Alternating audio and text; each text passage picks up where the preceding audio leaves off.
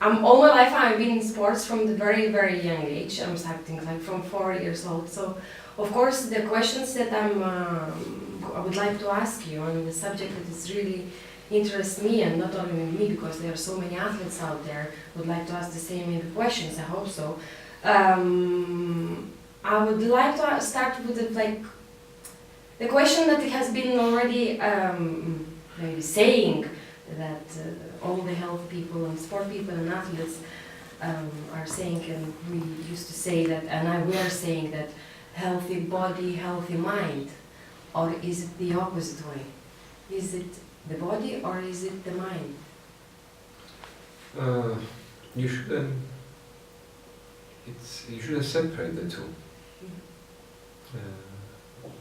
Immediately the question, the way you pose a question, all the people that you are referring to, they are making a distinction between body and mind, and they are choosing the body. What they are choosing actually, it's the image of the organism. It's not the body, because the body is made of words. The organism is what you experience. But the two shouldn't be separated. If you are healthy in your being, you should be healthy in both aspects, of both dimensions of your existence. There is no need to say one of the two or which first. It's you. It's one person. You cannot say first the body and then the spirit. You cannot do that. There is synchronicity in these things. I don't think it's a good idea for somebody to say, I will fix my body and then my soul. It's about your existence, about somebody's existence. Either that person is an athlete or not. Okay. Alright. And again, I'm going to relate to all the sports, the questions that I'm going to ask. The sports are quite painful activity, especially when you physically painful, especially when you reach the professional level, and the struggle of body can affect the struggle of the mind. And is it possible to, with mind, to help the body go through the process of, let's say, preparation for the Olympic Games, preparation for the European Championship and such? How can it... Again, I'm kind of connecting these two and the balance. Connecting the body and the pain. Because you spoke about painful, so your question is, I assume, what can be done about the pain? It shouldn't be painful if somebody actually loves sports. Why there should be pain? It's about this. I believe it relates to these mottos that they cite: no pain, no gain, and all this stuff. And it shouldn't be like that. Why, in order for me to gain, I have to reach a stage of pain? It's not like that. Or they push this idea that you have to work hard to achieve something. And even in the statistics, we have the example of England, that they work more than anybody, and they are not in the first place of productivity. That relates to their jobs, not their bodies. But they promote these ideas, so athletes and people, they put themselves and their bodies under this commandment. So what you're saying is that athletes, they say, in order for me to succeed, I have to be in pain. So that's the idea there, and that's what the athletes actually have to disidentify with. They can compete or win the Olympics without reaching a level of pain. They don't have to torture themselves. Hard training doesn't have, or a good training actually, it doesn't have to be painful.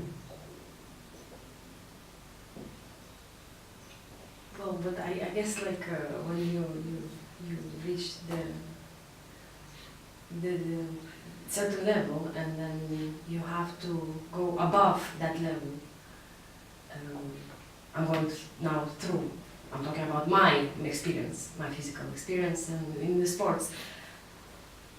I didn't choose, or maybe I did, I don't know, to go through the pain. But that pain that I went through, physical pain, put me in a very good situation as reaching my goals. So kind of it's the connection. Okay, yeah, I went through the pain, but I reached my goal. Or this is just the I don't know how to say it. If this is just the theory of it. Maybe you're talking about the training there, which is, but the idea of what you're bringing here in the discussion shouldn't be pain. Okay, to train, but why there should be pain? The idea that I heard many athletes talking about it, that you should, you work very hard, and if there is no pain, you cannot get what you want. It shouldn't be about sacrifices, and this is a path. You do whatever you have to do, but why should there be any pain? It's something that should be enjoyable. If it's something that you want, it should be enjoyable. Do you think with the psychoanalysis, the theory of no pain, no gain can be changed? Can it help? Psychoanalysis is not, okay, you corrected your verb. It's not about changing anything, because we don't refer to an ideal. We cannot say this is the correct way to think or believe. We don't change somebody's beliefs. But if somebody, if someone wants to receive the gift of psychoanalysis, he or she might find their own ways to deal with these issues in sports in their own way. I remember I had a professional athlete in the past who was in the long jump, and they believed that he would make a lot of records because they saw his talent and stuff, and they saw his measurements in the training.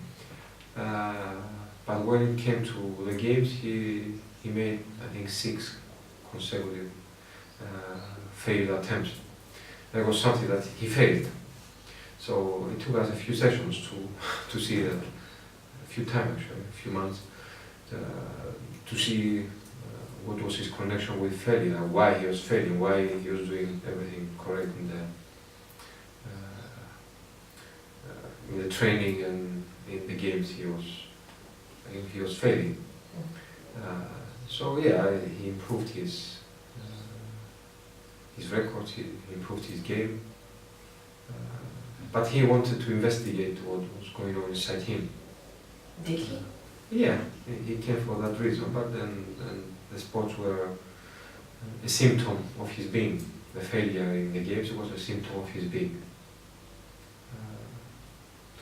So it's... Okay.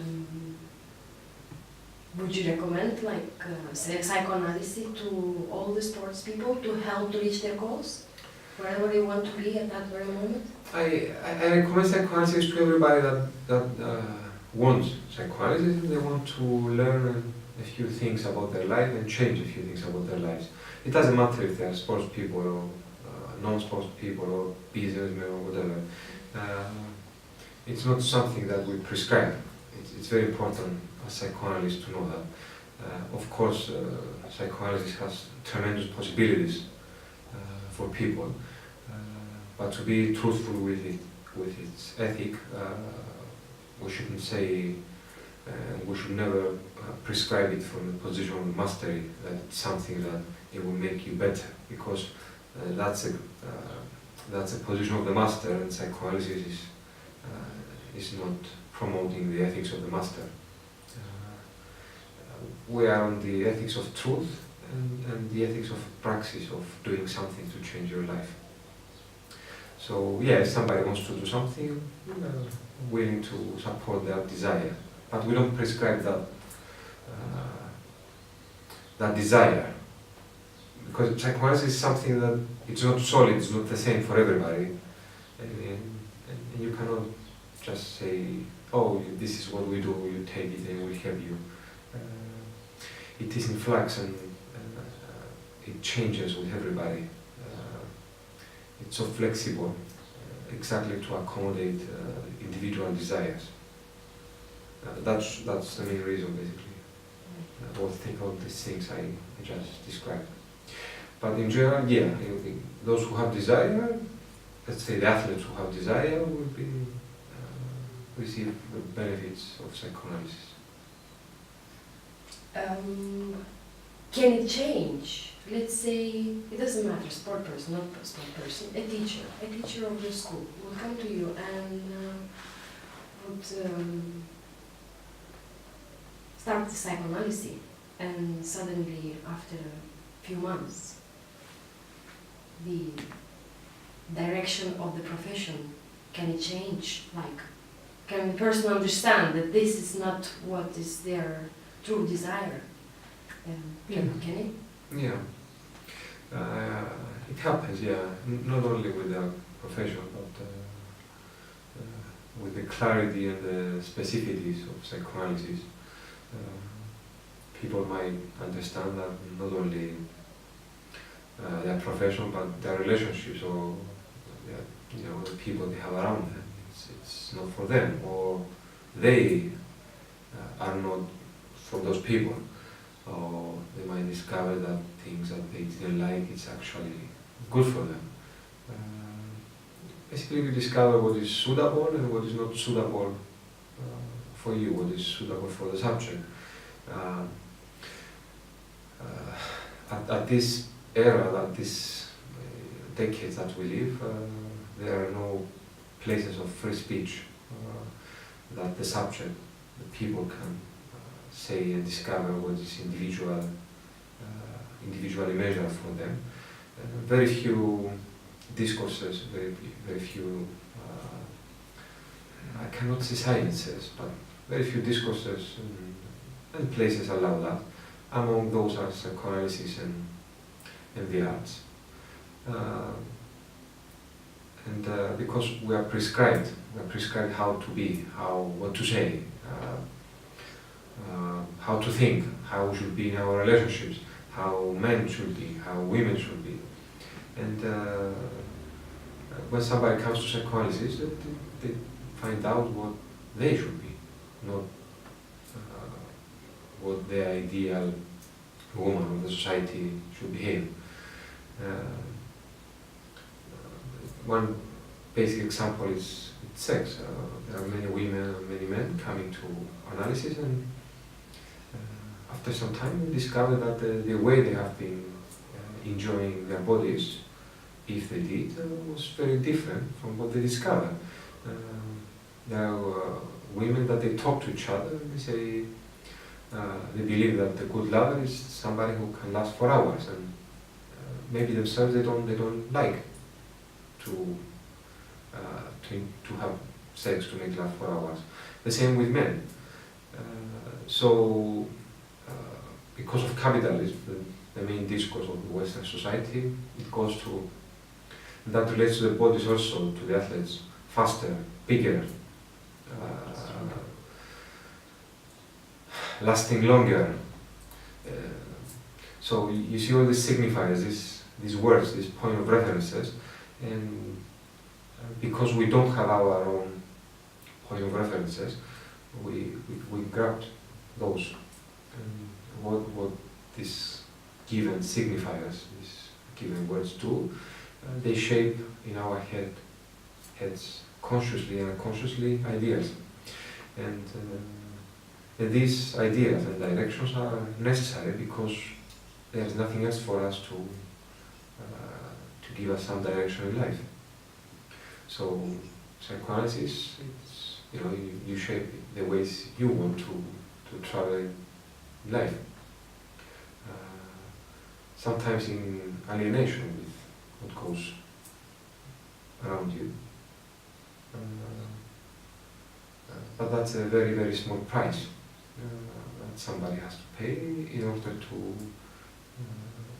direct themselves towards life. That's really, really small price actually. So what we're saying relates to the body as well, how we perceive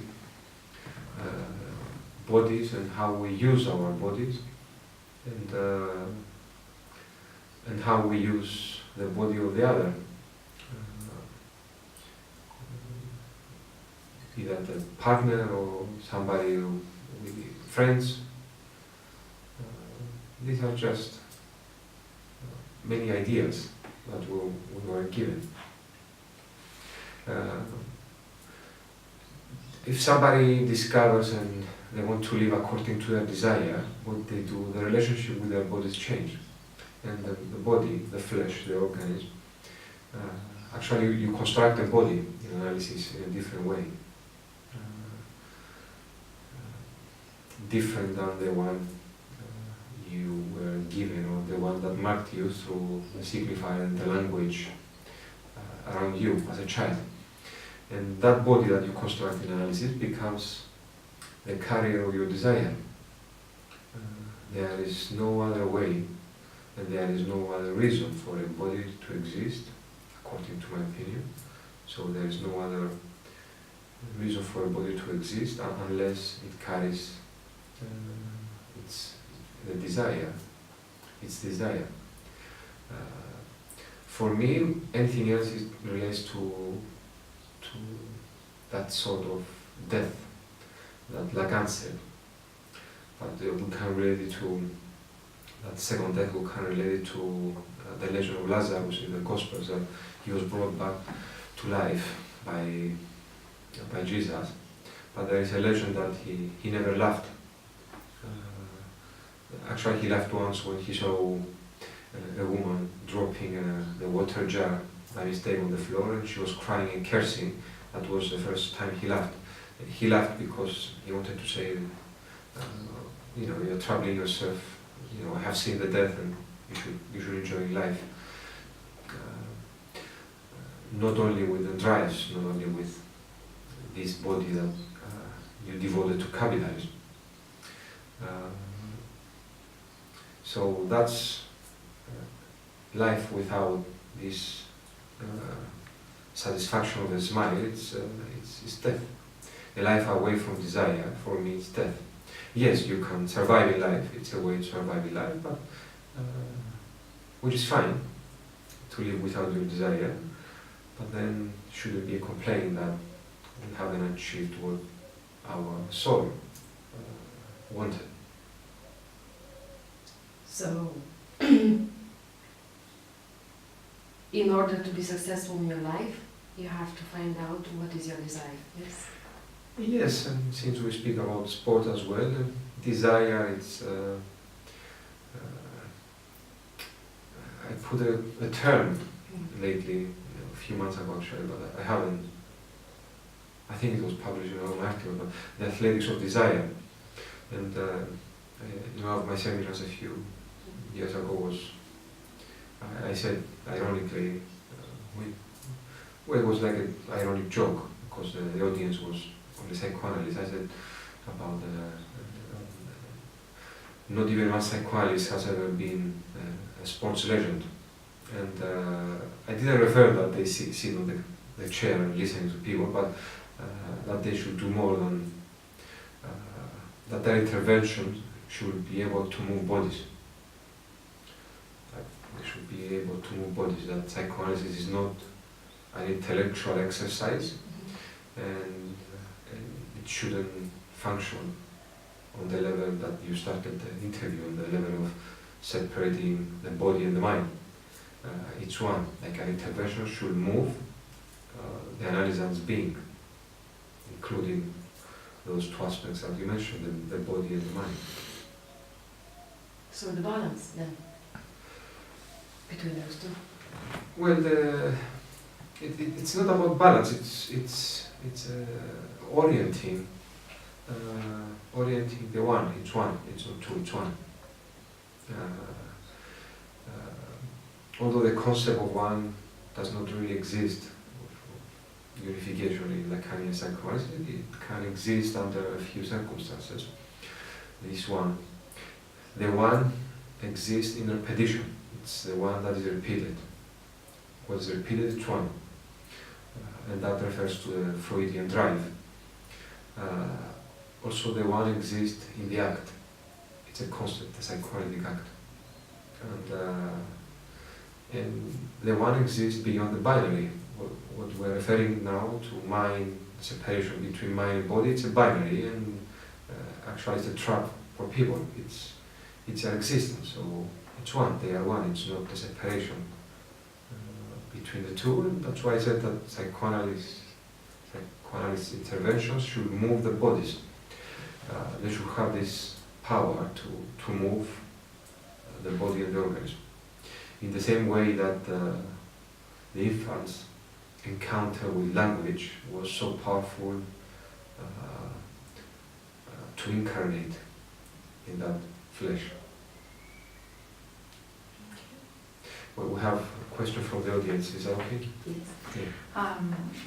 Well, the question I've got, it's actually very simple. Do you think it's possible for someone who is not exposed to analysis to come out of what you're saying, so-called living death, and going into living desire? Or do you think it's only psychoanalysis a way to it? Yes, there are many other ways to do that, because I have seen it.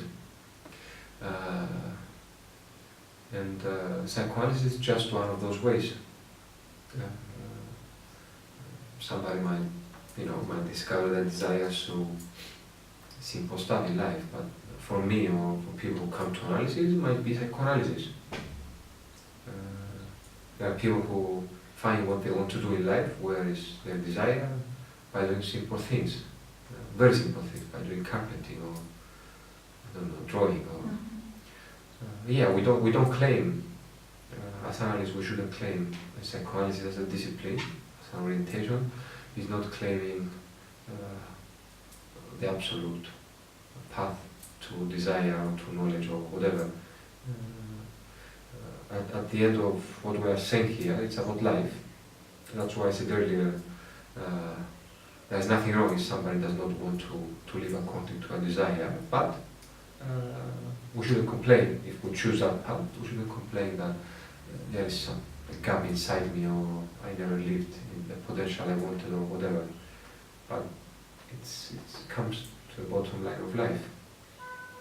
Okay, thank you. Great. Thank you.